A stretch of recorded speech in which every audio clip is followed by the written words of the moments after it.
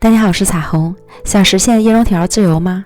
教你个懒人做法，不揉面不开酥，简单3步就出锅，酥脆掉渣，超好吃！不要错过，一起做起来。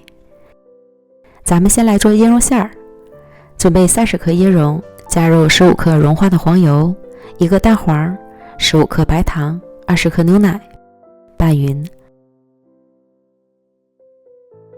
成为湿润粘稠的状态。然后准备8个蛋挞皮儿，从冰箱里取出来缓冻一会儿，可以轻松脱模即可。然后把蛋挞皮儿的边缘捏薄，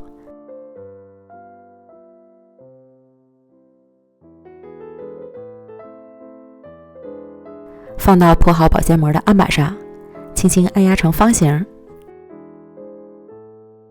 放上椰蓉馅儿铺匀。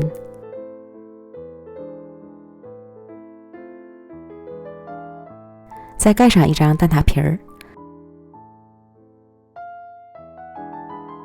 四周按合，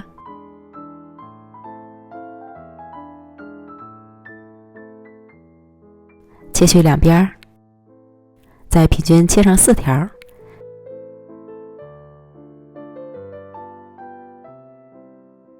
取一条轻轻旋转，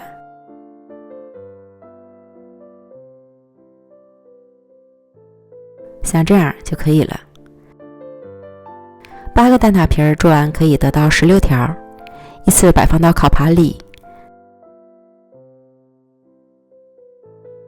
再送进预热好的烤箱，上下火180度烤25分钟。具体时间和温度还要根据自家烤箱的脾气来调整。烤至上色满意了即可出炉。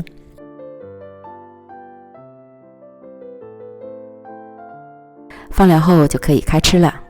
这样做的椰蓉条真的是简单快手，还不翻车，酥脆掉渣，浓郁的奶香、椰香，香飘满屋，吃一口满嘴香，更没有一点油腻感。以后想吃椰蓉条再也不用出去买了，推荐朋友们一定要试试哦。感谢您的观看与支持，咱们明天见，拜拜。